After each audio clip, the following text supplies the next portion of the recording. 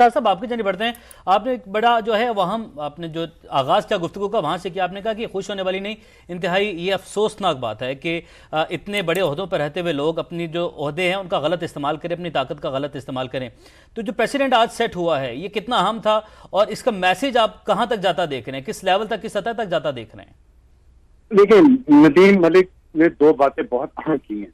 एक तो ये उन्होंने जो कहा है ना कि ये इसका प्रोसेस ट्रांसपेरेंट होना चाहिए, लोगों को पता चलना चाहिए कि ये केस किस तरह चल रहा है, एविडेंस क्या है, सबूत क्या है, बिल्कुल, ताकि इसको प्रोपेगेंडा के लिए इस्तेमाल ना कर सके कोई भी साइड। क्योंकि देखें, मुल्क तो हमारा है ना, हमने रहना है यहाँ पे। मैं नहीं समझता किसी के खिलाफ किसी के साथ बेइंसाफी होनी चाहिए। इसलिए ट्रांसपेरेंसी बहुत जरूरी है। पूरा मुल्क देखे कि साबिक DGISA ने क्या क्या किया, अपने ओहदे का नाजायज इस्तेमाल करके, और सारी तफसीलात अवाम के सामने आनी चाहिए। दूसरी बात भी जो नदीम मलिक साहब ने की है ना, उन्होंने 3 जर्नैलों को पहले एग्जाम्पल दी है, मैं समझता हूँ वो बहुत ही मुनासिब वक्त पे नदीम मलिक ने ये याद दहानी करवाई है फौज को कि पहले भी ऐसे हुआ था और फिर कुछ नहीं हुआ। हमें उम्मीद है कि इस दफा ऐसा नहीं होगा और ये मुख्तलिफ होगा उन 3 केसेस से जो पिछली दफा राहील शरीफ ने वो किया था ड्रामा कि उनको वापस बुला लिया फौज ने और फिर उनका कोई उनके खिलाफ तादीबी कार्रवाई नहीं हो सकी। तो ये इस बार वाकई मुख्तलिफ होना चाहिए। अगर हमने इस मुल्क को आगे लेके जाना है ना, 14 अगस्त आ रहा है, करोड़ों लोगों ने हिज्जत की, लाखों ने अपनी जान कुर्बान की। इस 14 अगस्त पे हम ये फैसला कर लें कि कोई कितना भी ताकतवर हो वो कानून और आइन से बालातर नहीं है। और मैं ये समझता हूँ कि नदीम मलिक ने एतमाद की बात की फौज से, फौज का ऊपर ना सिर्फ लोगों का एतमाद बढ़ेगा, फौज की इज्जत में भी इजाफा होगा अगर वो इस तरह के करप्ट लोगों को खुद इबरत की मिसाल बनाए। क्योंकि सच्ची बात यह है, पाकिस्तान में कोई भी इदारा किसी साबिक या मौजूदा जनरल के खिलाफ कोई एक्शन नहीं ले सकता, ये फौज खुद ही ले सकती है और वो लिया है। मैं समझता हूँ कि ये बहुत सारे पाकिस्तानियों के जख्मों पर मरहम रखने के काम आएगा, लेकिन इस अमल को यहाँ रुकना नहीं चाहिए, ये जारी रहना चाहिए। वो जिस तरह हज़रत उमर रज़ी अल्लाह ताला, हज़रत मोहम्मद सल्लल्लाहु अलैहि वसल्लम ने फरमाया था कि अगर मेरी बेटी फातिमा भी जुर्म करेगी तो मैं उसका हाथ काट दूंगा। उस मैसेज सिर्फ ये था कि ताकतवर जो है, ये जितना भी कुछ प्यारा है किसी का, अगर वो गलत काम करेगा तो कानून के कटहरे में आएगा। अब ये हाफिज आसिम मुनीर साहब जो आर्मी चीफ हैं, उनको ये याद रखना चाहिए कि बहुत प्यारे होंगे जनरल फैज किसी के, लेकिन कानून और आइन से बालातर नहीं है। ये ऐसा मैसेज आएगा सबको। और जब अगर फौज कोई गलत काम नहीं करेगी, कोई गलत काम नहीं करेंगे, तो मैं समझता हूँ इसका असर पूरे मुआशरे पर पड़ेगा।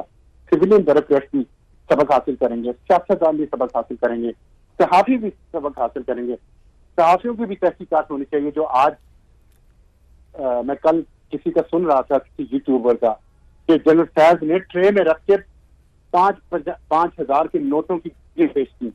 ये चेक करना चाहिए ना जनरल फैज ने किस किस को इस तरह रिश्वत दी, किस किस जज को रिश्वत दी, किस किस जर्नलिस्ट को रिश्वत दी और अपने काम करवाए, अपने ओहदे का नाजायज इस्तेमाल करके। इस मुल्क का जो हाल है इस वक्त, जब हम डिजिटल दहशतगर्दी की बात कर रहे हैं, 5th जनरेशन वॉरफेयर जो शुरू की गई, उसमें जो पैसा लगा, उस पैसे का हिसाब किधर है?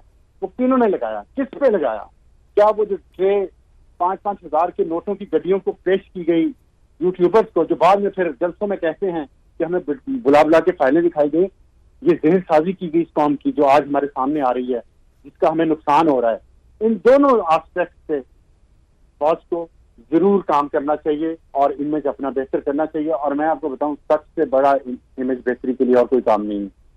सच हो, सामने हो, ट्रांसपेरेंट तरीके से हो, किसी के साथ बेइंसाफी ना हो, लेकिन जिन्होंने कसूर किया, जिन्होंने पब्लिक मनी को नाजायज इस्तेमाल करके इस मुल्क की जड़ें खोखली की, उनको कटहरे तक लाना बहुत जरूरी है। और मैं आपको बता नहीं सकता कि मैं इस वक्त अल्लाह का कितना शुक्र अदा कर रहा हूँ और अल्लाह से डर रहा हूँ कि अल्लाह किसी पे ऐसा वक्त ना लाए कि वो जब किसी पोजीशन पे हो तो गुरूर और ताकत में अपने रब को भूल जाए और फिर उसका नुकसान जो मुल्क और कौम को हुआ है, जो हो रहा है आज, और पता नहीं कब तक हम ये नुकसान उठाएंगे।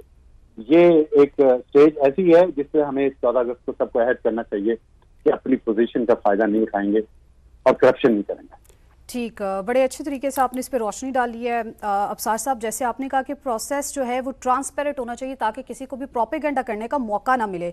नदीम मलिक साहब, हमने माजी में भी देखा बहुत से ऐसे केसेस जिनकी मिसालें मौजूद हैं जो कि डिले हो जाता है या फिर वक्त की धूल में वो फाइलें जो है वो दब के रह जाती हैं।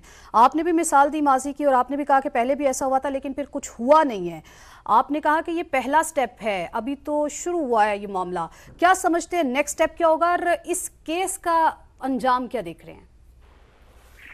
देखिए कि इस केस में जनरल फैज के साथ आपने ये जो उनकी ऑफिशियल स्टेटमेंट है ना ICR की, उसको पढ़े तो एक लाइन है जो वो कहती है कि रिटायरमेंट के बाद भी जो उनके ऊपर शिकायत थी, वो बहुत सारी जो इनके ऊपर शिकायत हैं उन्होंने वाजे नहीं की हैं, लेकिन जो हम गॉसिप सुनते थे कि तहरीक इंसाफ के बाद मामलात के अंदर इनका इन्वॉल्वमेंट रहा है, इसके अलावा भी कुछ हो तो मुझे मालूम नहीं है। लेकिन ये वो चीजें थी जो हम सियासतदानों से सुनते थे। अभी भी हुकूमत के लोग अगर आप पूछें तो कई मूव्स जो थी PTI की उसको रिलेट करते हैं जनरल फैज या कुछ जो PTI के करीब हम ख्याल ग्रुप कहा जाता है जनरल्स का, जो उसको सपोर्ट करते थे। तो वो कहा जाता है कि रिटायरमेंट के बाद भी उनकी जो सियासी चालें हैं या हिकमत अमली है उसके ऊपर इनकी सोच का असर मौजूद है।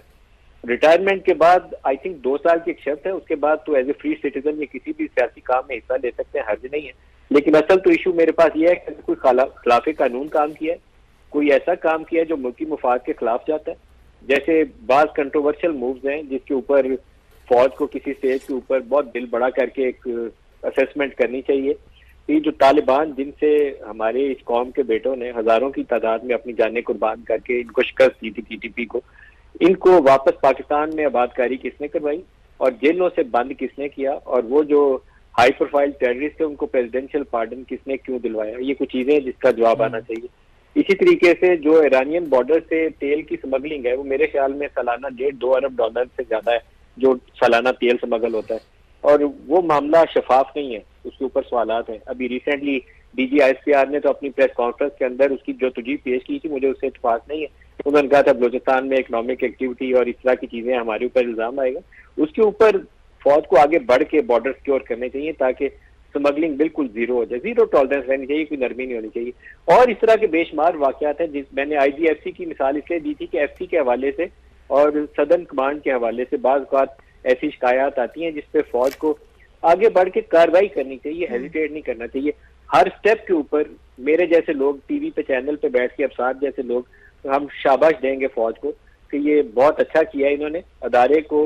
अगर कोई बंदा भी ऐसा है जो किसी करप्ट प्रैक्टिस में इन्वॉल्व है, आइन तोड़ने में, आइन शिकनी में मुलव्वस है, आर्मी एक्ट की खिलाफ वर्जी में मुलव्वस है या मुल्क के मफाद किसी काम में मुलव्वस है, तो उसके खिलाफ फौज ने कार्रवाई की है तो बहुत अच्छा किया है, शाबाश, वेरी वेल डन। मैं टीवी चैनल पे ये कहूंगा बैठ के। तो इनको लोगों का इससे इनके साथ जो रिश्ता है ना वो मजबूत होगा, क्योंकि मेरे और आपके बेटे हैं जो इस फौज को बनाते हैं। फौज कहीं बाहर से नहीं आती है, हमारी इसी कौम के बेटे हैं जो इस फौज के हिस्सा है। उसमें से 10-20 लोगों के ऊपर इल्जाम होगा, 10 लाख फौज के ऊपर इल्जाम तो नहीं है, तो वो 10 क्या बनते हैं, उनकी परसेंटेज भी नहीं निकलती उसके खिलाफ कभी कार्रवाई से, क्योंकि सिर्फ वो हाई प्रोफाइल लोग होते हैं, ताकतवर होते हैं, तो उससे ये इंप्रेशन जाए कि ताकतवर लोगों के खिलाफ कार्रवाई नहीं हो सकती, तो वहां मेरे ख्याल में कमजोरी का तासुर सामने आता है और लोगों के दिलों में शुबहात पैदा होते हैं। वो नहीं होना चाहिए। अभी बांग्लादेश में आप मोस्ट रिसेंट एग्जांपल देखिए, उनका एक कोई फॉर्मर जनरल था जिसको उन्होंने अभी एमिरेट्स की फ्लाइट से उतारा, वो लोगों के ऊपर जुल्म करने में मुलव्वस था। जब तक हसीना वाजिद हुक्मरान थी वो उसको हुक्म देती थी, कार्रवाई होती रही, पुलिस वालों को भी हुक्म देती थी, कार्रवाई होती रही। 300 बंदे मार दिए। जब 300 बंदे मारने के बाद फौज के ऊपर बात आई कि फौज लोगों पे गोली चलाएगी, फौज ने कहा नहीं गोली चलाएगी। उसके बाद उसी फौज ने उस जनरल को जहाज से बैठे हुए से उतार के पकड़ लिए। अब ये काम फौज को करते रहना चाहिए। जिसने कानून तोड़ा है, जिसने ज्यादती की है, उसको किसी हसीना वाजिद की हुकूमत के गिरने का इंतजार नहीं करना चाहिए। उसको उसी वक्त जिसने आर्मी एक्ट की खिलाफवर्जी की, मुल्क का आइन तोड़ा, मुल्क के मफाद के खिलाफ काम किया, उसी वक्त पकड़े और उसके खिलाफ कार्रवाई करें।